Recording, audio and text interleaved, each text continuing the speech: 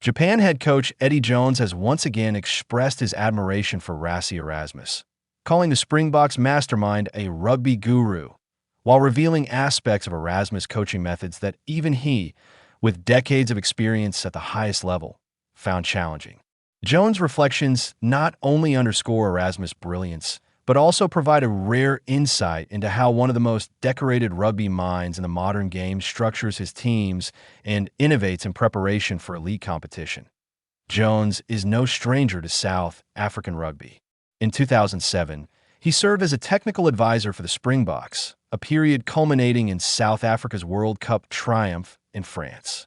Ironically, this role positioned him as the immediate successor to Erasmus, who had been appointed as the Stormers' director of rugby that same year. The coincidence of their early career intersections marked the start of a long-running professional respect and rivalry between two of rugby's most influential figures. After his tenure with the Springboks, Jones' own career took him across multiple countries and elite programs. He returned to Japan as head coach and famously guided the Brave Blossoms to a shock victory over South Africa during the 2015 Rugby World Cup in England, an achievement that put Japanese rugby firmly on the global map. His short-lived spell as head coach of the Stormers thereafter further entwined his professional path with Erasmus. That stint lasted just over a week before Jones was called back to England to take the helm of the Red Rose, where he remained in charge until 2022. One of the defining moments of this professional intersection came during the 2019 Rugby World Cup in Japan. Jones' England reached the final, but were defeated by the Springboks, coached by Erasmus. Since that victory, Erasmus has guided South Africa to further dominance.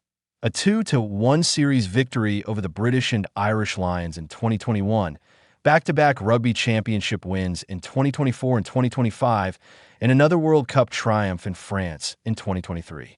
Such a resume has cemented his reputation as one of the game's most tactically astute and innovative coaches. Speaking on the Behind the Ruck podcast, Jones reflected on his first encounter with Erasmus methods during the 2007 World Cup. "I had the pleasure of taking over his computer in 2007, right?" he recalled.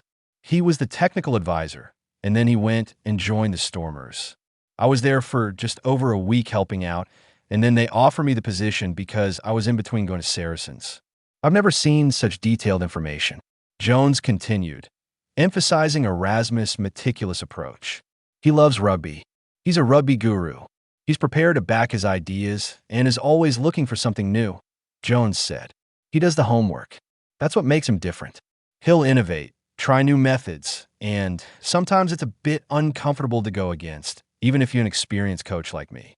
An example of this, according to Jones, was a particular lineout setup Erasmus introduced in a test against Italy in Kebra the previous year. "I didn't enjoy that sort of lineout setup down the blind side, but you've got to credit him. It's showing great initiative. He keeps pushing the envelope." This innovation, which initially seemed unconventional, is a hallmark of Erasmus' coaching philosophy: deliberately testing opponents, maximizing small advantages, and preparing teams for the subtle shifts that often decide high-level matches.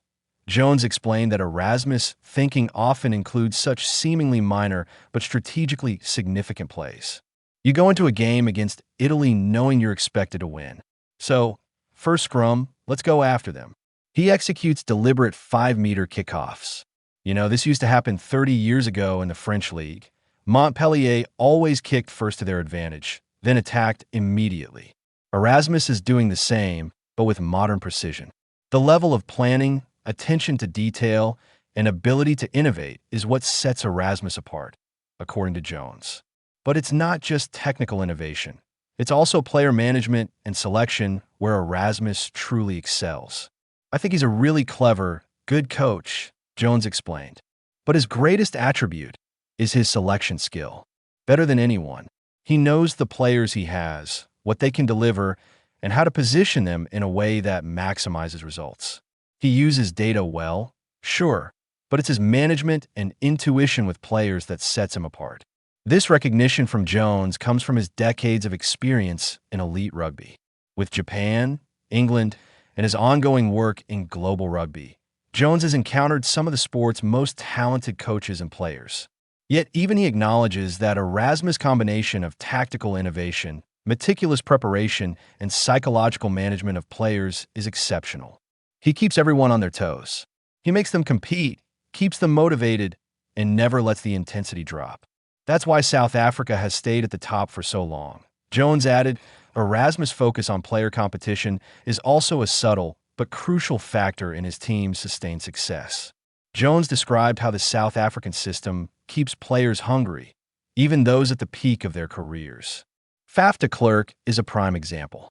4 years ago, he was a first-choice halfback every team wanted.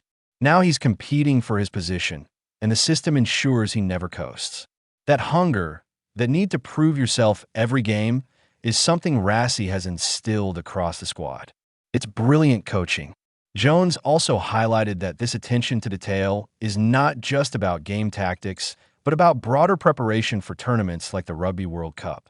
Managing player rotation, maintaining intensity over multiple seasons, and ensuring that teams peak at the right time is a complex challenge, one that Erasmus has excelled at. He understands when to push, when to rotate, and how to maintain a team's edge. That's why they've consistently been at the top level and why back-to-back World Cups are possible, Jones said.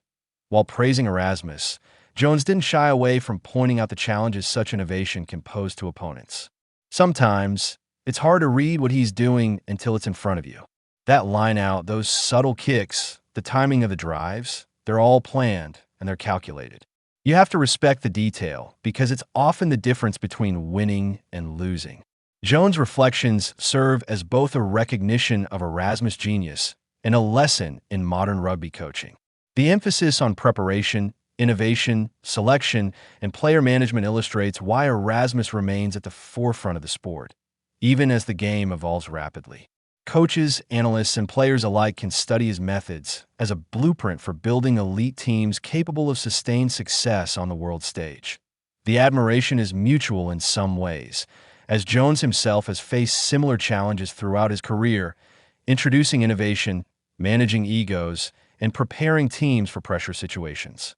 But acknowledging Erasmus' superiority in certain aspects underscores the rare combination of tactical, technical, and managerial skills required at the highest level of international rugby. In closing, Jones summed up his respect succinctly. He's a rugby guru. He loves it. He backs his ideas, and he's constantly looking for ways to improve. The way he manages players, selects teams, and executes strategies is second to none. I've learned a lot watching him, and I think any coach would benefit from studying his methods. This insight into Erasmus' coaching philosophy comes at a critical juncture for global rugby. As the 2027 Rugby World Cup approaches, understanding the systems, innovations, and management style of top-tier coaches like Erasmus is vital for teams seeking to challenge the reigning champions. Jones' candid assessment not only cements Erasmus' status as a tactical visionary, but also provides fans and analysts a rare glimpse into the meticulous preparation and ingenuity that drives South Africa's continued dominance on the world stage.